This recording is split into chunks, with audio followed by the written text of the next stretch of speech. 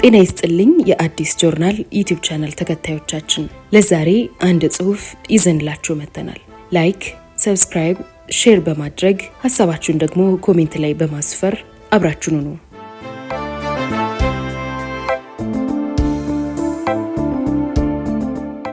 የደብረ ሊባኖስ ጭፍጨፋ፣ በገዳም ውስጥ ወታደሮች በዙ። ክፍል 4።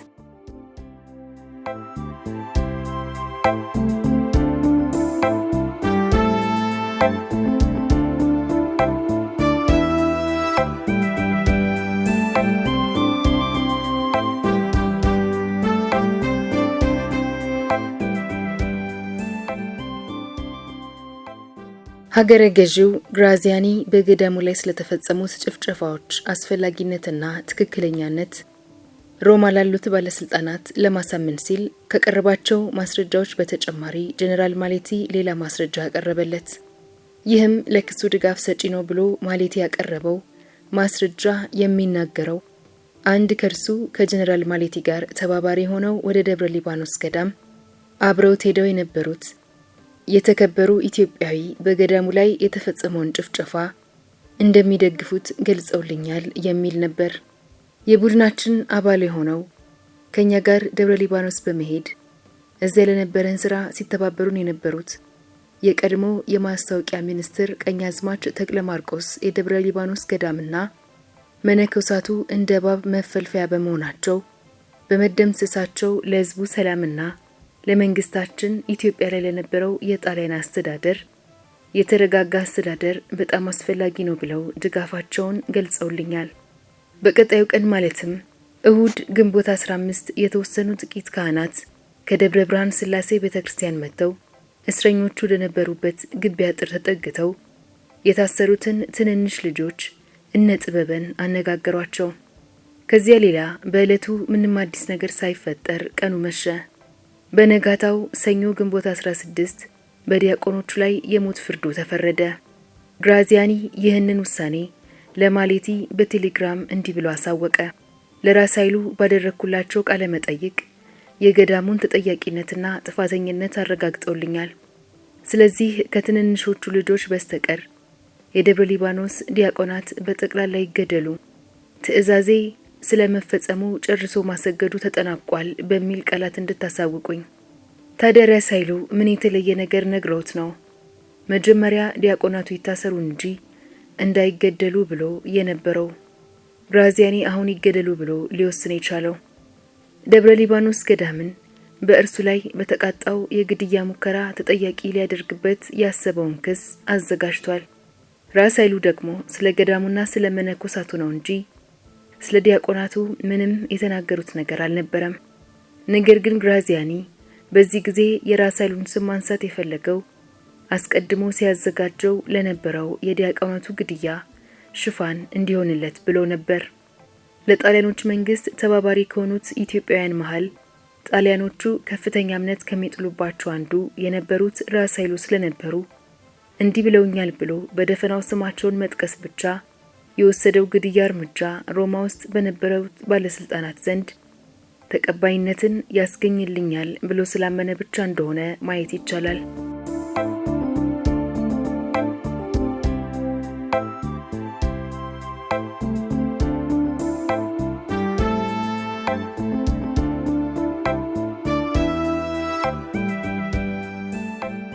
ወታደራዊ አቃቤ ሕጉ ፍራንቼስቺኖ ባቀረበው የወንጀል ክስ መሰረት ግራዚያኒ ጥፋተኛ አድርጎ እርምጃ ሊወስድባቸው የሚችላቸው ካህናቱን ነው እንጂ ዲያቆናቱን ሊያስወነጅል የሚችል ምክንያት ፍራንቼስቺኖ ስላላቀረበ የራስ ኃይሉ ስም ማንሳቱ ሮማ የሚገኘው ሚኒስትር ሌሶና ግራዚያኒ ላይ ወቀሳም ሆነ ትችት እንዳያቀርብበት ሲል ነበር። ስለዚህ ለረጅም ጊዜ የግድያ ቦታ ሲመረጥ የሚቀበሩበትም ጉድጓድ ሲቆፈር ቆይቶ እርምጃ ሊወሰድባቸው ምክንያት ብቻ እየተፈለገላቸው የነበሩት ዲያቆናት የራስ ኃይሉን አስተያየት ብቻ እንደ ማስረጃ ተጠቅመው እንዲገደሉ ትዕዛዝ ተሰጠ። በዚህ መሃል ግን ከሌሎች አብያተ ክርስቲያናት ስለመጡት መምህራንና የቆሎ ተማሪዎች እንዲሁ ደብረ ሊባኖስ ሊሳለሙ ስለመጡት ምዕመናን በድምሩ በመቶዎች ስለሚቆጠሩት ሰዎች ምንም ሳያነሳ ቀርቷል። እነዚህ በመቶዎች የሚቆጠሩ ሰዎች ስለ መሰራታቸው የዘገበው ራሱ ማሌቲ ማንነታቸውን ሲያስረዳ ገበሬዎች፣ ጭሰኞችና ምዕመናን መስለው የመጡ የአርበኞቹ ወሬ አቀባዮች ናቸው በሚል ነበር። ከልክ ያለፈ የግድያ ጥማት ያለበት ግራዚያኒም ፍራንቼስቺኖ ባቀረበለት የወንጀላ ክስ መሰረት ለሮማ አሳውቆ እርምጃ ሊወሰድባቸው የሚችለው መነኮሳቱን ብቻ እንደሆነ ያውቀዋል። ሮማ ውስጥ የነበረው የቅኝ ግዛቶች ሚኒስትር ሌሶና ግራዚያኒ የሚሰራውን ስራ ከስር ከስር ይከታተል ስለነበር ግራዚያኒ ራሱ ላይ ከተቃጣበት የግድያ ሙከራ ጋር ምንም ግንኙነት የሌላቸውን እነዚህን ሁሉ በርካታ ንጹሃን ዜጎች ይገደሉ ብሎ በጽሑፍ ትዕዛዝ ማስተላለፍ ጠንቀኛ ሊሆን እንደሚችል ሳያስብበት አልቀረም። ነገር ግን ጀነራል ማሌቲና ግራዚያኒ ተግባብተው በቅርበት ይሰሩ ስለነበር ማሌቲ ለዚህም ለዛም የግራዚያኒን ተደጋጋሚ ትዕዛዝ መጠበቅ ሳያስፈልገው ተይዘው በታሰሩ በሁሉም ኢትዮጵያውያን ላይ ስለሚወሰደው እርምጃ የግራዚያኒን ፍላጎት ጠንቅቆ ያውቃል። ስለዚህም ዲያቆናቱ በሙሉ ይገደሉ ብሎ ግራዚያኒ ላከለት የቴሌግራም መልእክት ትዕዛዝ መዝገቡ እንዲሟላና መደበኛ የአሰራር ቅደም ተከተል እንዲጠብቅ ያህል ነው እንጂ ቀድሞውኑ ተወስኖ ያለቀለት ጉዳይ ነበር። እንጌጫ ላይ የሚገደሉት ሰዎች ብዛት አስቀድሞ 40 ላይ ተቆጥሮ ስለታወቀ ለእነርሱ የሚበቃ ጉድጓድ እንዲቆፈር ለመቃብር ቆፋሪዎቹ ተነግሯቸው ጉድጓዶቹን ቆፍረው አዘጋጁ። የቴሌግራሙ መልእክት ያስፈለገበት ሌላኛው ምክንያት ደግሞ በትዕዛዙ መሰረት ለጭፍጨፋው ተኳሽ ኃይል ለማሰማራት መደበኛውን አሰራር ተከትሎ ከካምፕ ማዘዣ መውጣት ስላለበት ነበር። ነገር ግን በዚህ ጊዜ ምን ያህል ሰዎች እንደሚገደሉ ትክክለኛውን ብዛት ለሮማ ማሳወቅ ላያስፈልግበት ይችላል። ሮማ ያሉት ባለስልጣናት እንደሆኑ የቁጥሩን ትክክለኛነት ሊያረጋግጡበት የሚችሉበት ምንም አይነት መንገድ የለም። ለዚህም ነበር ግራዚያኒ በቴሌግራም መልእክቶቹ ውስጥ ሌሎችን ሁሉ ትቶ ስለ ዲያቆናቱና ትንንሾቹ ልጆች ብቻ የሚናገረው። ከተለያዩ ቦታዎች ወደ ገዳሙ መጥተው የታሰሩት የገዳሙ አገልጋይ ያልሆኑት ምዕመናን ጉዳይም ተደብቆ ቀረ። ከሌሎች አብያተ ክርስቲያናት የመጡት ምዕመናን፣ የቆሎ ተማሪዎች፣ የአካባቢው ነዋሪዎችና ሌሎች ከተለያዩ ቦታዎች የመጡት ሰዎች መጀመሪያ ላይ ተይዘው ታስረዋል ከሚለው ከጣሊያኖቹ መዝገብ በስተቀር ስለነሱ የሚጠቅስ መረጃ ሁሉ እንዲጠፋ ተደረገ።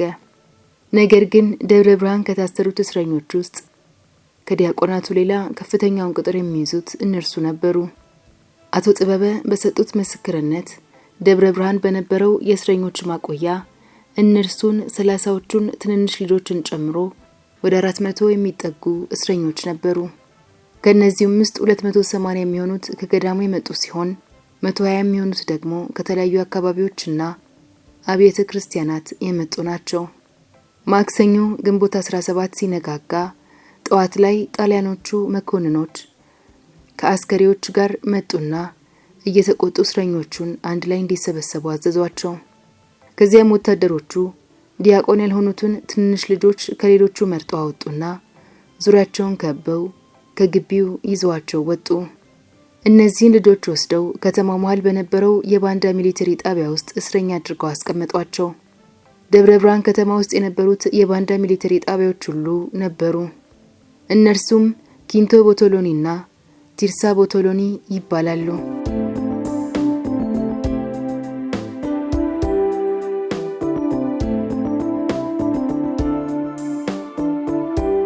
ታዲያ ያኔ አቶ ጥበብና ሌሎች ልጆች ታስረው የነበረው የትኛው ጣቢያ ውስጥ እንደነበር ባያስታውሱም ስለ ቦታው ሲናገሩ ግን በአካባቢው ነዋሪዎች ዘንድ ቤተ መንግስት ተብሎ በሚጠራው የምስራቅ ሸዋ ጠቅላይ አዛዥ የጣሊያኖቹ መኖሪያ ቤትና ኮሚሳሪያ ተብሎ በሚጠራው የፋሽስቶቹ ፍርድ ቤት ህንጻ መካከል ላይ የነበረ ቦታ ነው። እነዚህ 30ዎቹ ትንንሽ ልጆች በአነስተኛ ድንኳኖች ውስጥ ነበር እንዲቀመጡ የተደረጉት። በእያንዳንዱ ድንኳን ውስጥ አራት ልጆች በድምሩ በ7 ድንኳኖች ውስጥ 28ቱ ሲቀመጡ ቀሪዎቹ 2 ደግሞ በ8ኛው ድንኳን ውስጥ እንዲቀመጡ ተደረጉ። ይህ በእንዲህ እንዳለ በእንጌጫ ረባዳ ስፍራ ላይ ቀሪውን የቁፋሮ ስራ ለማጠናቀቅ ለማስፋት ሊሆን ይችላል ወታደሮች አካፋና ዶማቸውን ይዘው ወደ ቦታቸው ሄዱ። በአጠቃላይ ቁፋሮውን በተፈለገው መልኩ ለመቆፈር 5 ቀናት ፈጅቷል። በተጨማሪም ማክሰኞ ዕለት 2 ትልልቅ ጉድጓዶች ተቆፍረው ዝግጁ ሆኑና ሟቾቹን መጠባበቅ ጀመሩ። ጉድጓዶቹም እያንዳንዳቸው ርዝመታቸው 10 ሜትር ሆኖ ወደ ጎን 3 ሜትር፣ ወደ ታች ጥልቀታቸው ደግሞ 1 ሜትር ተኩል የሚሆን ነበር። በስተደቡብ ባለው ዳገት ላይ ከነበረው መኖሪያ ቤቱ ሆኖ ቁልቁል ቁፋሮውን ሲመለከት የነበረው ፈቂ በሉ ይርጉ በጊዜው ዕድሜው ገና 15 ዓመት ቢሆን ነው። ታዲያ ቆፋሪዎቹ ቁፋራቸውን ጨርሰው ሲሄዱ ፈቂ በሉም ጉዳዩ ለምን እንደተቆፈረ ሳያውቅ እንዲያው ዝም ብሎ ብቻ ውስጡ ገባና ስፋቱን በማየት ተደነቀ። በኋላም በስተርጅናቸው ዘመን እኚሁ አቶ ፈቂ በሉ ስለ ጉድጓዱ ጥልቀት በተጠየቁ ጊዜ እስከ ጉንጬ ይደርስ ነበር ብለዋል። በዚያን ጊዜ ቁፋሮን ሲመለከቱ የነበሩት የአካባቢው ልጆች ጉድጓዱ ለምን ዓላማ እንደተቆፈረ ምንም የሚያውቁት ነገር አልነበረም። በጊዜው ዕድሜዋ 25 ዓመት ሆኖ ትዳር ይዛ የ4 ልጆች እናት የነበረችው የፈቂ በሉ እህት ወይዘሮ ምሏታ ግን አንድ ነገር አለ ብላ ጠርጥራ ነበር። እንጌጫ ላይ የተረሸኑት ረቡዕ ግንቦት 18 ወደ ደብረ ብርሃን የተወሰዱት እስረኞች መጨረሻቸው ምን እንደሆነ የሚያውቁት በጣም ጥቂት ሰዎች ብቻ ናቸው። በጊዜው ጣሊያኖቹ ሰሜን ሸዋ ላይ አተኩረው ከፍተኛ ጭፍጨፋና በደል ይፈጽሙ ስለነበር በዚያ በጭንቅ ጊዜ ገዳማቱና አብያተ ክርስቲያናቱ እንኳንስ እርስ በርስ መልእክት ሊለዋወጡ ቀርቶ አብዛኞቹ በሰሜን ሸዋ የነበሩት ኢትዮጵያውያን ጭንቀታቸው ራሳቸውን ስለማዳን ነበረ። ቀደም ብለን እንዳየነው ግራዚያኒ በላከው ቴሌግራም ደነባ አካባቢ የሚገኘውን ጠንካራ የአርበኞች ይዘታ ለማውደም፣ ለማቃጠልና ለማሸበር በአውሮፕላን ቦምብ ያለማቋረጥ ይደብደብ ብሎ ባስተላለፈው ትዕዛዝ ላይ በተጨማሪም አካባቢውን በመርዝ ጋዝ ማጥለቅለቅ የሚቻልበት መንገድም ይታሰብበት ማለቱን እናስታውሳለን። ረቡዕ ግንቦት 18 ንጋት ላይ በራሱ የተፈጥሮ ዝምታ ውስጥ ጸጥ ረጭ ብሎ የነበረው የእንጌጫ ረባዳማ ቦታ በመቶዎች የሚቆጠሩ ወታደሮች ሲመጡ ጸጥታው ደፈረሰ። የዓይን እማኞቹ እንደገለጹት አብዛኞቹ አስከሪ ወታደሮች ኤርትራውያን ነበሩ። የመጡትም በፈረስ በበቅሎና በእግሯቸው ተጉዘው ሲሆን በእግር የመጡት ቅርብ ከነበረው አውሰኔ አምባ እንደሆነ ጥርጥር የለውም። አንዳንዶቹ ወታደሮች ቁፋሮ በአግባቡ መከናወኑን ሲቃኙ፣ ሌሎቹ ደግሞ ዳገቱን እየወጡ ዙሪያውን የነበሩትን ሰዎችና እንስሶች ከአካባቢው ርቀው እንዲሄዱ ማባረር ጀመሩ። በጊዜው ከዚያ እንዲርቁ ከተባረሩት ሰዎች መሃል በጉልበት ሥራ ሲያገለግላቸው የነበረው የ15 ዓመቱ ፈለቀ አስረስ አንዱ ነበር። በቻለው ፍጥነት ዳገቱን እየሮጠ ወጣና ተደበቀ። ከነበረበት ቦታ ሆኖ ታች የሚከናወነውን ፊት ለፊት ማየት ባይችልም ቀኑን ሙሉ ሲንጣጣ የነበረውን የተኩስ ድምፅ ይሰማ ነበር።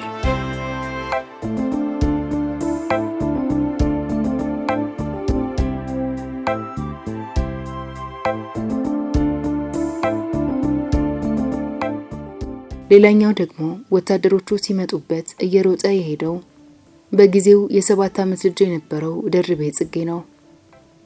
በስተሰሜን ዳገቱ ላይ በአባቱ ቤት ይኖር የነበረው ወጣቱ ለጥር አርጌም የዚያን ዕለት የተፈጸመውን ጅምላ ጭፍጨፋ እንዳየ ይታመናል።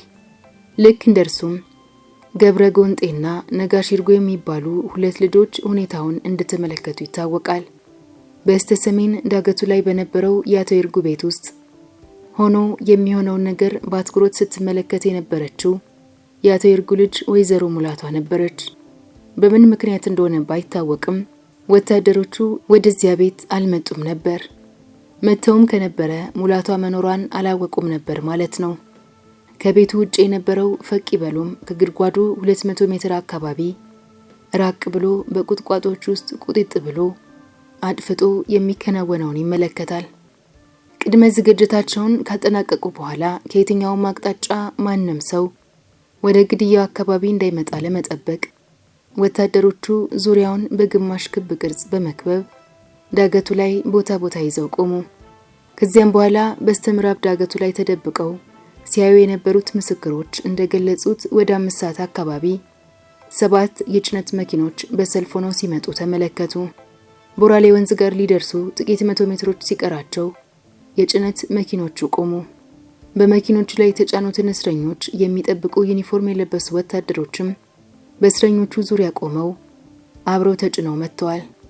በተጨማሪም 3 አነስተኛ የሰው ማመላለሻ ወታደራዊ መኪኖች በድምሩ ወደ 20 የሚጠጉ የጣሊያን መኮንኖች ነው ወደ ግድያ ጉድጓዶቹ ተጠጉ። ፈቂበሉ በዕለቱ ያየውን ሲመሰክር ከመኮንኖቹ መሃል ወታደሮቹን ሲመራ የነበረው አዛዥ በአካባቢው ነዋሪዎች ዘንድ ቲሌቲ ተብሎ የሚጠራው እጅግ የሚፈራው ወታደራዊ አዛዥ ነበር። በእርግጠኝነት ጀነራል ማሌቲን ነው። ጀነራሉ ከመኮንኖቹና ከወታደሮቹ ጋር ጉድጓዱ ወደ ተቆፈረበት የቦራሌ ወንዝ አጠገብ እንደደረሱ ከመኪኖቻቸው ወረዱ።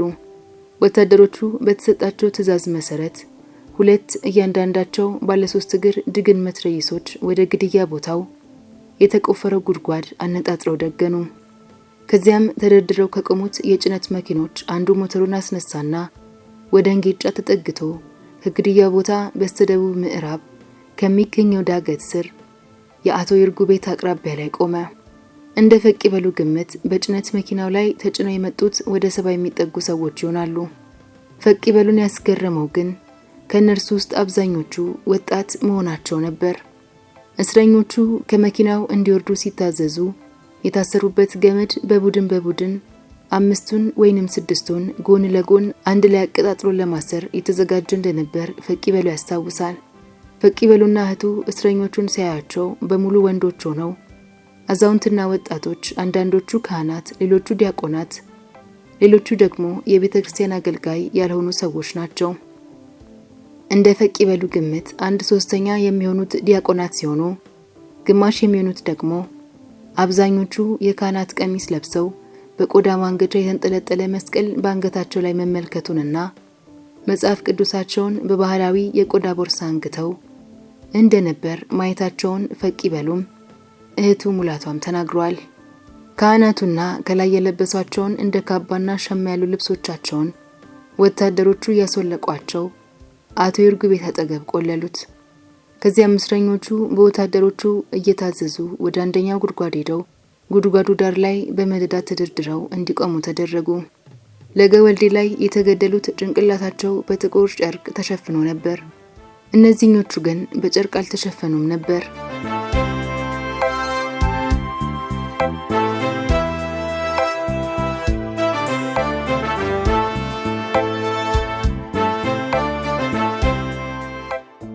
ወዲያውኑ ጊዜም ሳያባክኑ መትረየሶቹ የተኩስ ሩምታ ያሰሙ ጀመር። አንድ የጣሊያን መኮንን ከመሃል ያልሞቱትን በደረታቸው ላይ በሽጉጥ እየተኮሰ ጨረሳቸው። ወደ ጉድጓድ ውስጥ ያልወደቁትን አስክሬኖች እየገለበጡ ወደ ጉድጓድ ውስጥ ከተቷቸው። ወታደሮቹ እስረኞቹን ይዘው ሲመጡ ይመለከት የነበረው ፈለቀ አስረስ ግድያው ከመጀመሩ በፊት ነበር ከቦታው ርቆ እንዲሄድ የተነገረው። እርሱም ሲናገር ፊት ለፊት ግድያው ባይታየኝም የመትረየሶቹ ሩምታ ድምጽ ግን በደንብ ይሰማኝ ነበር። ሲተኮሱ የነበሩት ወታደሮች ፈረንጆችና ሐማሴኖች ነበሩ። በዕለቱ ሲፈጸም የነበረውን ጉድ ባይናቸው ያዩት ወይዘሮ ሙላታ ከ61 ዓመታት ቆይታ በኋላ እንኳን የዕለቱን ክስተት ጥርት አድርገው በማስታወስ የመትረየሶቹን ድምጽ ሳይቀር እንዲህ ሲሉ ይተርኩታል። ራታታታታ እያለ መትረየሱ ሲተኩስ ከሟቾቹ መሃል እልል የሚሉ ድምጾች ይሰሙ ነበር። ሟቾቹ ለቤተ ክርስቲያን ሰማዕታት እንደሆኑ በማሰብና ነፍሳቸው በቀጥታ ወደ መንግስተ ሰማያት እንደምትገባ በማመን ነበር የሚዘንብባቸውን ጥይት በጸጋ የተቀበሉት። እንዲህ ባለው መልኩ በተራ በቡድን እያደረጉ በጭነት መኪና እየጫኑ የሚመጡትን ሁሉ ሲረሽኗቸው ፈቂበሉ እዚያው የተደበቀበት ቦታ ሆኖ በድንጋጤ ክው ብሎ ይመለከታል። ይህን ግን በጊዜው የ25 ዓመት ወጣት የነበረችው ወይዘሮ ሙላቷ የምታየውን ግፍ መቋቋም አቅቷት ከቤታቸው ወጥታ በተቻላት ፍጥነት ወደ ኮረብቶች አናት እየሮጠች ከትዕይንቱ ርቃ ጠፋች። ሙላቷ ስትሮጥ የእግር ኮቴዋን ሰምቶ ሳይሆን አይቀርም ከኤርትራውያን ወታደሮች አንዱ የሐማሴን ተወላጅ ፊቱን ዞር ሲያደርግ በቁጥቋጦ ውስጥ ተደብቆ ከነበረው ፈቂበሉ ጋር አይን ላይን ግጥምጥም አሉ። የ15 ዓመቱ ፈቂበሉም ወይኔ ጉዴ ብሎ ትንፋሹን ዋጥ አድርጎ ወታደሩን ሲመለከተው ወታደሩ ማፈጠጠበት። ነገር ግን በምን ምክንያት እንደሆነ ባይታወቅም ምናልባት የራሱን ልጅ አስታውሶ ሊሆን ይችላል። ብቻዬን ትንሽ ልጅ ከተንቀሳቀሰና ሌሎች ወታደሮች ካዩት እንደሚገድሉት ስለሚያውቅ ወታደሩ በምልክት አንድ ጣቱን ከንፈሩ ላይ አድርጎ ፈቂበሉ ድምጹን አጥፍቶ እዚያው እንዲደበቅ አስጠነቀቀው። ፈቂበሉም ቀስ ብሎ ተነፈሰና እዚያው ባለበት ቦታ የበለጠ ዝቅ በማለት ራሱን ደብቆ የሚሆነውን ጉድ ማየቱን ቀጠለ። ይህ እጅግ አሰቃቂ ጭፍጨፋ እየቀጠለ ሳለ ፈቂበሉ ከተደበቀበት ብዙም ሳይርቁ በጥበቃ ላይ ከነበሩት ኤርትራ ባንዳ ወታደሮች መሃል አንዳንዶቹ ስሜታቸው በእጅጉ ተረብሾ ወይ ሸዋ እያሉ ሲያለቅሱ ፈቂበሉ ይሰማቸው ነበር። ከእስረኞቹ መሃል ማንም ለማምለጥ አልሞከረም። የማይታሰብ ነገር ነው። ምክንያቱም እግራቸው እንኳን ባይታሰር እጃቸው አንዱ ካንዱ እርስ በርሱ ተቀጣጥሎ በአንድ ቡድን የሚገደሉት አንድ ላይ ስለታሰሩ ማንም ተገንጥሎ ማምለጥ አይችልም። አንድ ትንሽ ልጅ ብቻ እንዲመሩት ለምኗቸው ሳይገደል ቀርቷል እየተባለ የሚነገር አፈ ታሪክ አለ። ነገር ግን የት እንደሄደና መጨረሻው ምን እንደሆነ አይታወቅም። አዲስ አበባ ውስጥ በነበረው ቀዳማዊ ኃይለ ሥላሴ ጦር አካዳሚ ውስጥ በመምህርነት ሲያስተምር ቆይቶ ኋላም የኢትዮጵያ ዋና አቃቤ ሕግ ሆኖ የነበረው ባሮን ኤሪክ ሌጆንሃፍት በ1940 በጻፈው የማስታወሻ መጽሐፍ ውስጥ አንድ በእጅ የተሳለ የስዕል ንድፍ አብሮ አሳተመ። ለስዕሉም የተሰጠው ርዕስ የደብረ ሊባኖስ መነኮሳት ጭፍጨፋ ይላል። ስዕሉን የሳለው አንድ ኢትዮጵያዊ እንደሆነ ይገልጻል። ይህ ስዕል የሚያሳየው የመነኮሳት ቀሚስና ቆብ የለበሱ ካህናት ወታደሮች ተከበው ረባዳ መሬት ላይ በጅምላ ሲረሸኑ ነው። በዚህ ታላቅ ገላጭ የስዕል ንድፍ ላይ በስተግራ በኩልና በስተቀኝ ዳሩ ላይ በባህር ዛፎች የተከበቡ ጎጆ ቤቶች ያሉባቸው ሁለት መኖሪያዎች ይታያሉ። ይህ ስዕል በዚያን ጊዜ የነበረውን የእንጌጫ ገጽታ ቁልጭ አድርጎ አስቀምጦታል። በግራ በኩል ከዳገቱ ቁልቁል ወደ መሃል እየወረደ በሸረሸረው ቦረቦር ውስጥ የሚፈስ ወንዝ ይታያል። ቦሌራ ወንዝ። በመትረይስ የሚረሸኑትም ሰዎች ወደዚህ የወንዝ ጉድጓድ ውስጥ ሲወድቁ ይታያሉ።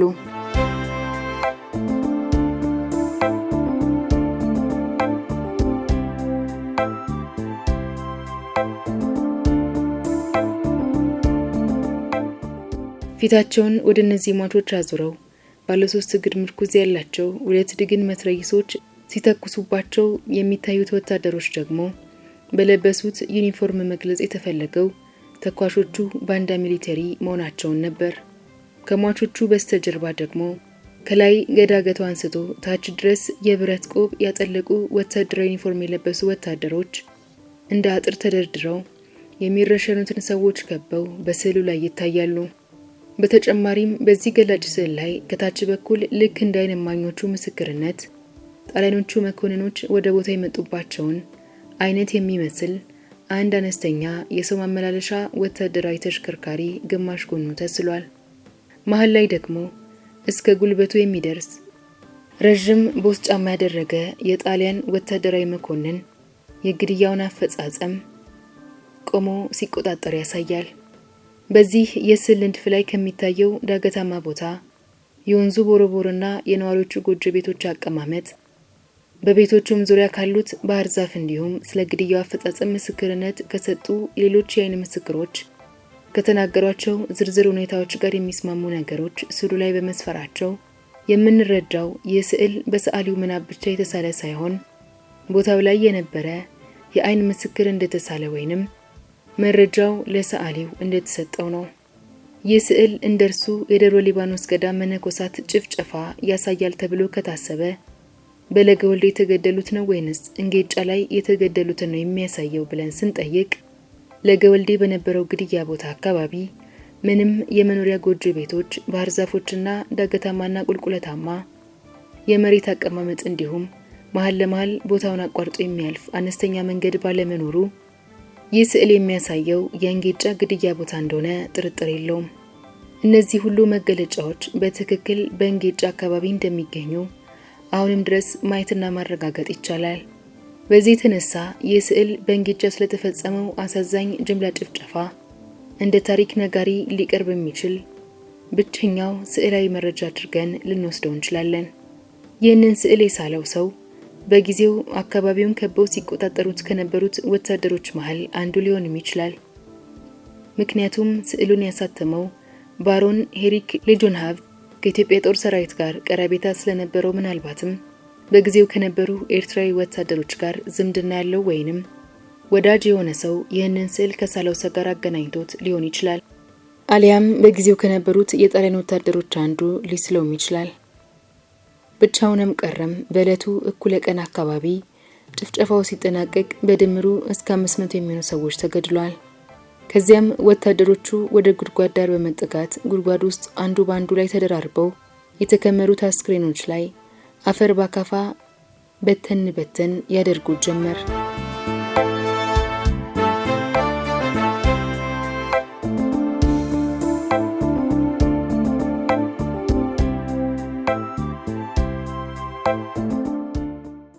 በጥር ወር 1950 ዓ.ም የኃይለ ሥላሴ ጦር ትምህርት ቤት ታሪክ ከ1927 እስከ 1949 ከ1927 እስከ 1949 ዓ.ም በሚል ርዕስ በታተመው መጽሐፍ ውስጥ አዘጋጆቹ አንድ በጣሊያን ጊዜ የተነሳ ፎቶ በመጽሐፍ ውስጥ እንዲካተት አድርገው አብረው አሳትመውት ነበር።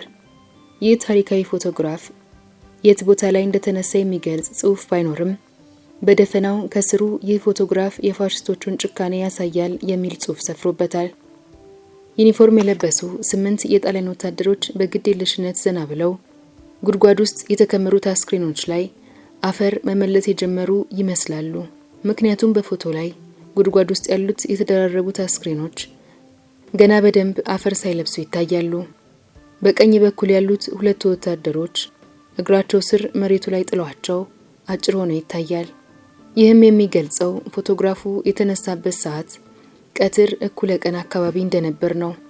ከበስተኋላ የሚታየው ዳገታማ የሆነ ገላጣማ መሬት ሲሆን ከፍ ብሎ ዳገቱ ላይ ሽቅብ ወደ ሰማይ ቀጥ ቀጥ ያሉ የባህር ዛፎች ሰብሰብ ብለው ይታያሉ። ፎቶግራፉ የተነሳበት ካሜራ ወደ ግራ በኩል ዘንበል ብሎ ስለነበር ከበስተኋላ በግራ በኩል ያለውን መሬት ትንሽ ቆለል አድርጎ ቢያሳይም ቦታው ግን ከሞላ ጎደል የእንጌጫን አካባቢ ይመስላል።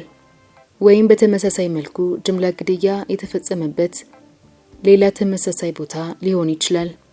ልክ ባሮን ሌጆንሃቭ ባሳተመው ግለ ማህደር ታሪክ ውስጥ በብዕርና በቀለም ተስሎ እንደተካተተው የስዕል ንድፍ ምልክቶችን ጠቅሶ በእርግጠኝነት ፎቶግራፉ ቁልጭ አድርጎ የሚያሳየው የእንጌጫን ግድያ ነው ለማለት ባይቻልም የዚያን ዕለት ግንቦት 18 1929 እንጌጫ ላይ የተፈጸመው ጅምላ ጭፍጨፋ ከተጠናቀቀ በኋላ ምን ይመስል እንደነበር ሁነኛ ማሳያ ነው።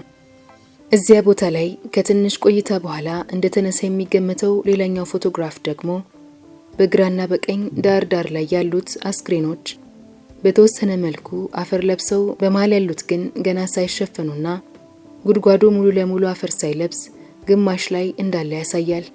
ወታደሮቹ ለአንድ ሰዓት ያህል አፈር ሲመልሱ ቆይተው ከቀኑ 7 ሰዓት ላይ ጨርሰው እቃቸውን ጠቅልለው ሲሄዱ አካባቢው ጸጥ ረጭ አለ። ተደብቀው ከሚያለቅሱት ጥቂት ሴቶችና የህፃናት ስቅስቅታ ድምጽ በስተቀር ቦታው በፍጹም ጸጥታ ውስጥ ተዋጠ። የዛን ቀን ከሰዓት በኋላ የተወሰኑ ካህናት ከደብረ ብርሃን ሥላሴ ቤተክርስቲያን ለታሰሩት ልጆች ምግብ ይዘው መጡና ወደ ግቢው አጥር ተጠግተው ምግቡን አቀብለው የመርዶውን ዜና በሹክሹክታ ተናገሩ። እነዚህ ልጆች እስካሁን በህይወት በመቆየታቸው እድለኞች ናቸው።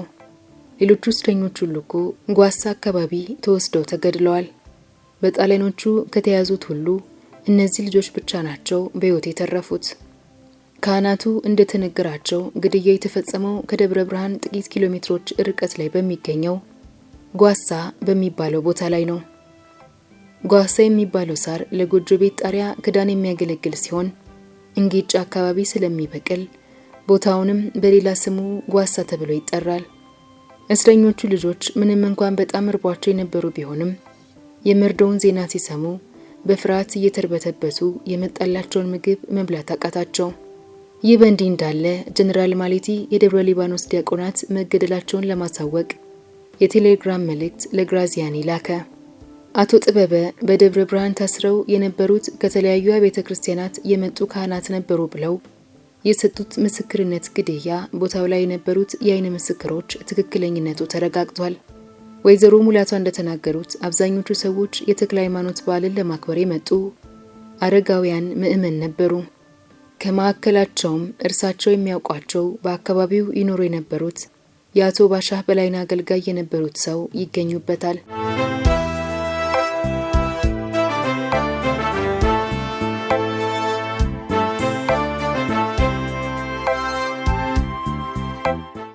በተመሳሳይ መልኩ ሌሎቹም የአካባቢው ነዋሪዎች የነበሩት አቶ እንዳፍራሽና የአቶ መንገሻ ነገዴ ልጅ ስለ ሟቾቹ ሲናገሩ አንዳንዶቹ ከመንዝ የመጡ እንደሆኑ፣ ሌሎቹም ከደብረ ሲና የመጡ ቤተክርስቲያን ተሳላሚዎች እንደነበሩ ተናግረዋል። ከደብረ ብርሃን ተጭነው ሲሄዱ አቶ ጥበበ 307 ሰዎችን ቁጥር ያለው ማለታቸው እምነት ሊጣልበት የሚችል ምስክርነት ነው። አስቀድመን እንዳየነው ጀነራል ማሌቲ ለግራዚያኒ በላከው መልእክት ከ155ቱ ዲያቆናት በተጨማሪ የተያዙት በመቶዎች የሚቆጠሩት ሰዎች ከተለያዩ የኑሮ መስኮች የተውጣጡ መሆናቸውን ገልጾለታል። ጀነራል ግራዚያኒም በላከው ዘገባ ከታሰሩት ሰዎች መካከል ከተለያየ ቦታ የመጡ መምህራን፣ ዝቅተኛ ኑሮ የሚኖሩ የኔቢጤዎች እንዲሁም ዲያቆናትና ተማሪዎች፣ የቆሎ ተማሪዎች ይገኙበታል። ይህ የሚያሳየው ከደብረ ብርሃን እንጌጫ ተወስዶ የተገደሉት ሰዎች ዲያቆኖችን ጨምሮ አጠቃላይ ብዛታቸው አቶ ጥበበ ቁጥር ያልቸዋለሁ ካሏቸው 370 ሰዎች እንደሚያንስ ነው። በሌላ በኩል ደግሞ በቦታው ላይ ተገኝተው ግድያውን ያዩ ምስክሮች በግልጽ እንዳስቀመጡት ወደ 500 የሚሆኑ ሰዎች በቦታው ላይ ተገድለዋል። ታዲያ አቶ ጥበበ የገመቱት የሟቾች ብዛት ትክክል ሊሆን ይችላል ከተባለ እርሳቸው በተናገሩት 370ና ቦታው ላይ የነበሩት የአይን ምስክሮች በተናገሩት 500 ሰዎች መሃል እንዴት የቁጥር ልዩነት ሊከሰት ቻለ? ለዚህ ጥያቄ መልስ የሚሆን ጭብጥ ከአቶ ፈቂበሉ ተደብቆ ሲያይ የነበረው ልጅ ምስክርነት ውስጥ ማግኘት ይቻላል።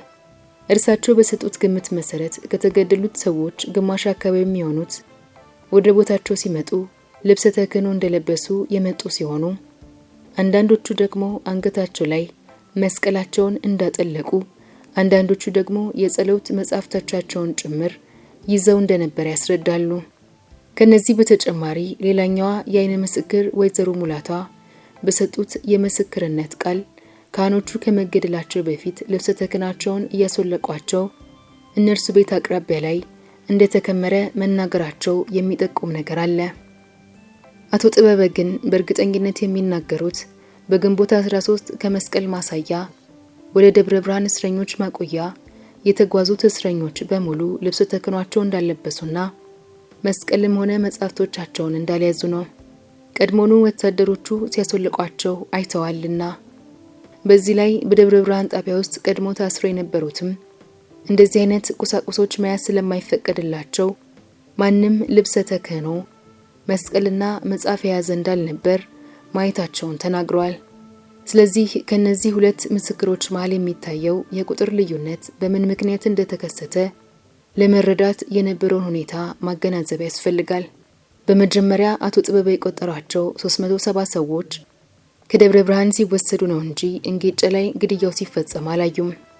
የት እንደተገደሉ እንኳን የሰሙት ከሌሎች ልጆች ጋር በደብረ ብርሃን እስር ቤት ውስጥ በነበሩበት ጊዜ ነው።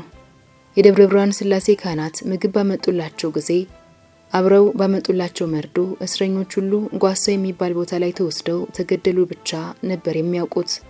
ስለዚህ ተጨማሪዎቹ 130 የሚሆኑ ሟቾች ከአካባቢው ከነበሩት ሌሎች አብያተ ክርስቲያናት ወደ ደብረ ሊባኖስ በዓሉን ለማክበር ከመጡ ካህናት፣ መነኮሳት፣ ዲያቆናትና ምዕመናን የመጨረሻዎቹ ሊሆኑ ይችላሉ። ምናልባትም ግንቦት 13 ግድያው ከተፈጸመ በኋላ ወይንም በእለቱ ግድያው እየተፈጸመ ሳለ ከሰዓት በኋላ ነገሩን ሳያውቁ ወደ ቤተክርስቲያኑ የመጡ ሊሆኑ ይችላሉ። እነዚህ ሰዎች እነ ጥበበ በታሰሩበት የመስቀል ማሳያ እስረኞች ማቆያ ጣቢያ ውስጥ ታስረው ከነበረ እነ ጥበበ ቦታ እንዲለቁላቸው ወደ ደብረ ብርሃን እስር ቤቶች ከተወሰዱ በኋላ ሊሆን ይችላል ወደ እስረኛ ማቆያ የገቡት። ወይም ግንቦት 17 ማክሰኞ ዕለት አምጥተዋቸው ወይም ቀደም ብለው አምጥተዋቸው እዚያው ደብረ ብርሃን ውስጥ ሌላ እስረኛ ማቆያ ውስጥ አቆይተው ቀጥታ ወደ እንጌጫ ግድያ ቦታ ወስደዋቸው ሊሆን ይችላል። ከነርሱም መካከል ካህናት የነበሩት ልብስ ተክህኗቸውን እንደለበሱ ነበር ወደ ግድያ ቦታ የመጡት። ከመገደላቸው በፊት ካባዎቻቸውንና ልብስ ተክህኗቸውን እንዲያወልቁ እየተደረገ ወይዘሮ ሙላታ ቤት አቅራቢያ ላይ ተከመረ።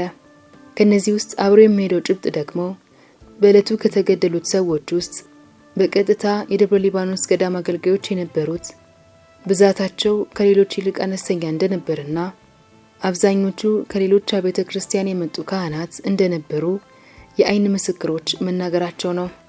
በተለያዩ ጉዳዮች አስቀድመን እንዳየነው የአካባቢው ነዋሪዎች ካህናቱን ስለሚያውቋቸው ከየትኛው ቤተ ክርስቲያን እንደመጡ መናገር ይችላሉ። በጉዳዩ ላይ የተገኙትን ማስረጃዎችና ሁሉንም በማቀናጀት በዕለቱ ጌጫ ላይ ወደ 500 የሚሆኑ ሰዎች እንደተገደሉ ድምዳሜ ላይ ተደርሷል። ከነርሱም ውስጥ 125 የሚሆኑት ብቻ የደብረ ሊባኖስ ገዳም ዲያቆናት ነበሩ። ሌሎቹ ደግሞ ማለቲ በጥቅሉ በመቶዎች የሚቆጠሩ ብሎ በጅምላ ለግራዚያኒ ያሳወቀው እስረኞች ብዛት 375 አካባቢ ይደርሳል ማለት ነው። እነርሱም የሌሎች አብያተ ክርስቲያናት ካህናትና አገልጋዮች እንዲሁም የተክለ ሃይማኖት በዓልን ለማክበርና ቤተ ክርስቲያን ለመሳለም የመጡ ምዕመናን ይገኙበታል። አስቀድመን እንዳየነው በጣሊያኖቹ መዝገብ ላይ ስለ ደብረ ሊባኖስ ገዳም ጭፍጨፋ የሰፈረው ዘገባ ከግራዚያኒና ከማሌቲ በተላኩ የቴሌግራም መልእክቶች መሰረት በተወሰኑ አረፍተ ነገሮች ብቻ የተገደበና ዝርዝር ሁኔታውን የማይገልጽ ነበር። በጣሊያኖቹ በኩል ስለ ገዳዩ የታተመው ሌላኛው ዘገባ ግን የኮሎኔል ጋሬሊ አስተርጓሚ የነበረው ኃይለ ማርያም ገዝሙ በመሐላ ደግፎ የሰጠውን ምስክርነት ቃል በግልጽ አስፍሯል።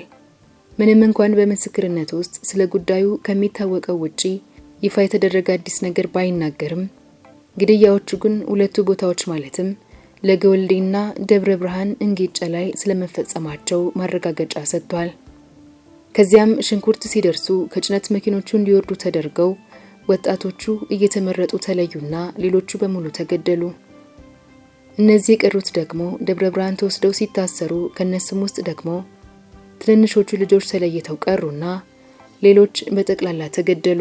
ኃይለ ማርያም ገዝሙ ምናልባት የጣሊያን ሰራዊት ያለ ክስና ፍርድ ይህንን ያህል ሰው በድብቅ ሊገድል አይችልም ብሎ የሚያስብ ሰው ቢኖር ይህ የደብረ ሊባኖስ ጅምላ ጭፍጨፋ ጣሊያኖች በወረራው ጊዜ ይከተሉት ከነበረው መደበኛ አሰራራቸው አንዱ አካል እንደነበረ ልብ ሊሉ ያስፈልጋል። የታሪክ ምሁር የነበረው ዶክተር ማቴዎ ዶሚኒዮኒ እነዚህ በሚስጥር የሚከናወኑ የጅምላ ጭፍጨፋዎች በጣሊያኖቹ ዘንድ የተለመዱና በተደጋጋሚ ይፈጸሙ የነበሩ መሆኑን ይገልጻል። ለዚህም ምሳሌዎችን ሲያቀርብ በጀነራል ቢሮሊና በካፒቴን ኮሮቮ የተፈጸሙትን ይጠቅሳል። ከነዚህም ውስጥ በግራዚያኒ ሙሉ ፍቃድ የተሰጠው በሐምሌ 1929 ባህር ዳር ውስጥ በቀሳውስት ላይ የተፈጸመው ጭፍጨፋ ይገኝበታል። ወኪል ሀገረ ገዢው ግራዚያኒ ይህንን ጭፍጨፋ በደብረ ሊባኖስ እንደተፈጸመው አይነት ሊመሰገን የሚገባው መልካም ተግባር ነው ብሎ ማወድሶታል።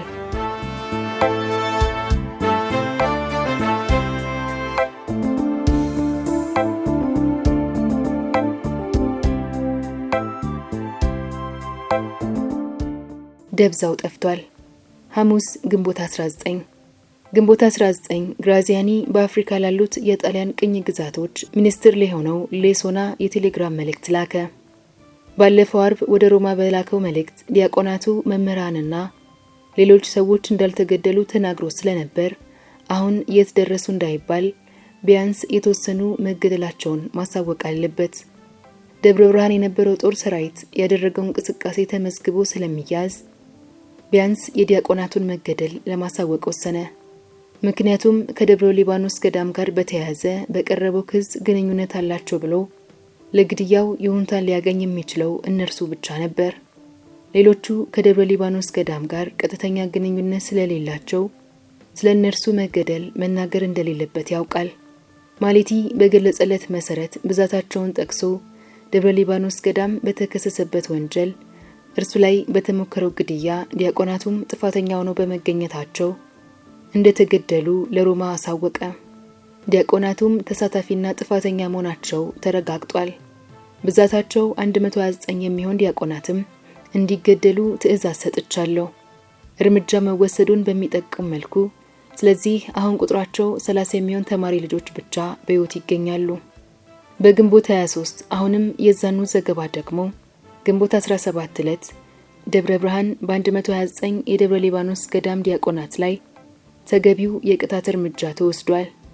በአጠቃላይ የተገደሉት ሰዎች ብዛት ከመናገሩ ተቆጥቦ በዚያው ግን ለሮማ ማሳወቅ የፈለገው ከደብረ ሊባኖስ ገዳም ጋር ቀጥተኛ ግንኙነት ካላቸው መነኮሳት፣ ቀሳውስትና ዲያቆናት ውስጥ በሕይወት የቀረ ማንም እንደሌለና ገዳሙን ሙሉ ለሙሉ የማጥፋት ሥራ የመጨረሻው ምዕራፍ የነዚህ ዲያቆናት ግድያ መሆኑን ነው። ለዚህም ሳይሆን አይቀርም ጀነራል ማሌቴን ከግድያው በኋላ ጨርሶ ማስወገዱ ተጠናቋል ብለህ መግለጫ ሰጥ ብሎ ያዘዘው። የእንጌጃው ጭፍጨፋ አፈጻጸም በሚስጥር ስለነበር ምንም ጥያቄ አላስነሳበትም። እንኳን ሮማ ድረስ ሊሰማ ቀርቶ ኢትዮጵያ ውስጥ እንኳን በቦታው ላይ ከነበሩት ወታደሮች ውጪ ማንም ስለ ሁኔታው የሚያውቅ ሰው ስላልነበር ግራዚያኒ የሚያስጨንቀው ነገር የለም ማለት ነው። ስለ ግድያው ጀነራል ማሌቲ ረቡዕ ግንቦት 18 በላከው የቴሌግራም መልእክት መሰረት ዲያቆናቱ መገደላቸውን ደግሞ ከማሳወቁ በስተቀር ግራዚያኒ ስለ ግድያው ሌላ ተጨማሪ ዝርዝር ማብራሪያ መስጠት አላስፈለገውም። በደብረ ሊባኖስ ገዳም አገልጋዮች ላይ ወታደራዊ አቃቢ ሕግ ያቀረባቸውን ክሶች እየጠቀሰ ማለትም በክሱ መሰረት በጽሑፍ በቀረበለት ማስረጃ በጥፋታቸው ማረጋገጫ ሊያቀርብላቸው የሚችላቸውን ሰዎች ግድያ ብቻ በመናገርና የሰራውን ስራ በሙሉ በዘገባ ውስጥ አጠቃሎ ባለመጥቀሱ ግራዚያኒ ሙሉ በሙሉ በዘገባ ውስጥ አጠቃሎ ባለመጥቀሱ ግራዚያኒ ሙሉ ግድያው እንዳይታወቅበት ስጋት ውስጥ ገብቶ እንደነበር መገመት እንችላለን። አቃቢ ሕጉ ፍራንቼስቺኒ በጻፈው የክስ ደብዳቤ ላይ የሌሎቹን አብያተ ክርስቲያን ካህናት በዓሉን ለማክበር የመጡ ምዕመናን እንዲሁም በዝቅተኛ ኑሮ የነበሩ ምጽዋት ፈላጊዎችና በዓሉን ለማክበር የመጡ የአካባቢው ነዋሪዎች በወንጀሉ ተሳታፊ እንደነበሩ ወይንም ክሱ እነርሱን እንደሚመለከት ፍራንቼስቺኖ ምንም ያቀረበው ማስረጃ ባለመኖሩ ግራዚያኒ እንዳስገደላቸው ቢታወቅ በሮማ ባሉት ባለስልጣናት ከፍተኛ ነቀፌታና ትችት ሊቀርብበት ስለሚችል የነዚህን 345 ሰዎች ግድያ በመዝገብ ሳይሰፍር ለሮማም ሳይዘግብ ሚስጥር እንደሆነ ተደብቆ ቀረ።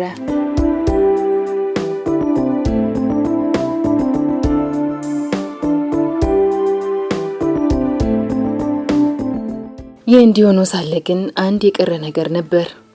እርሱም የ30ዎቹ ትንንሽ ልጆች ጉዳይ ነው። ግራዚያኒ አንድ የሆኑ ለሮማ ስለ ልጆቹ የተናገረው ነገር በመኖሩ ልጆች ላይ እርምጃ ቢወስድ ተጠያቂነቱ አይቀርለትም ነበር።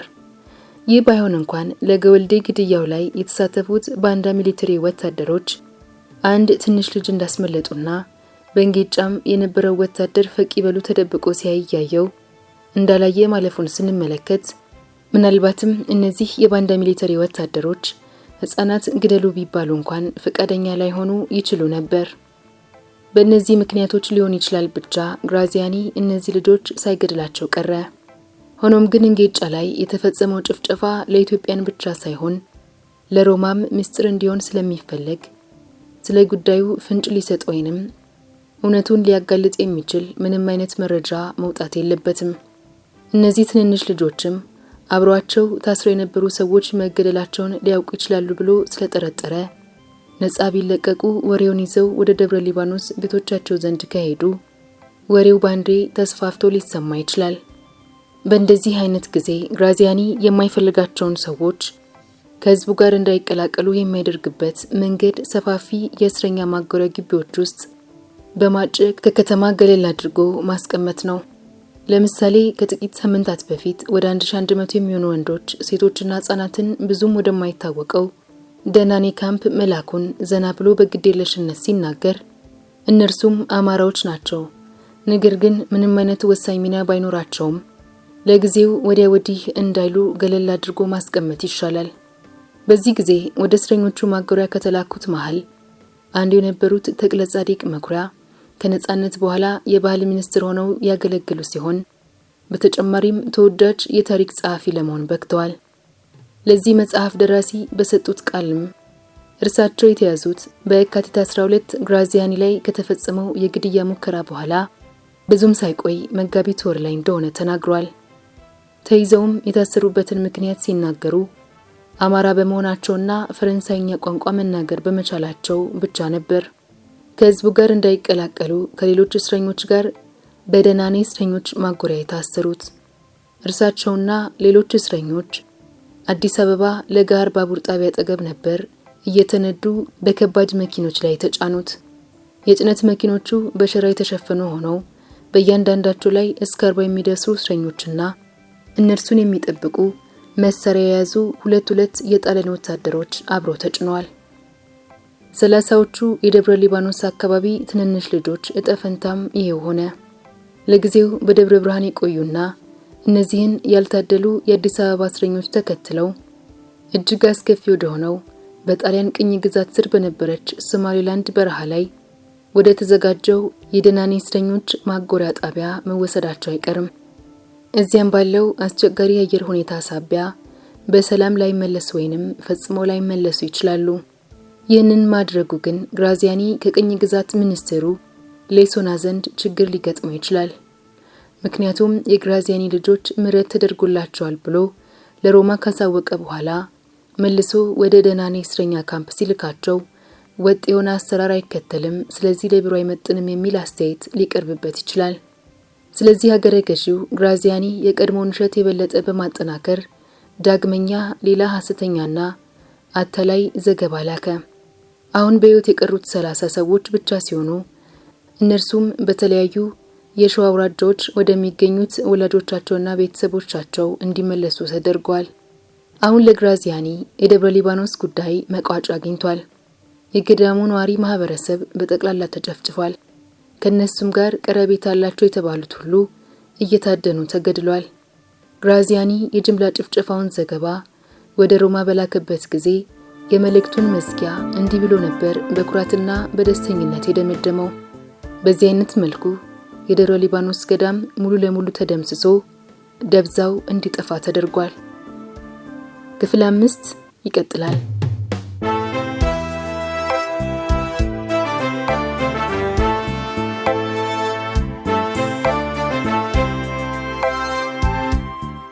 የዛሬ ታሪካችን እንዴት ነበር? ከወደዳችሁት ላይክ አድርጉ። ሐሳባችሁን ኮሜንት ላይ አስቀምጡልን። ሰብስክራይብ ማድረጋችሁንም እንዳትረሱ።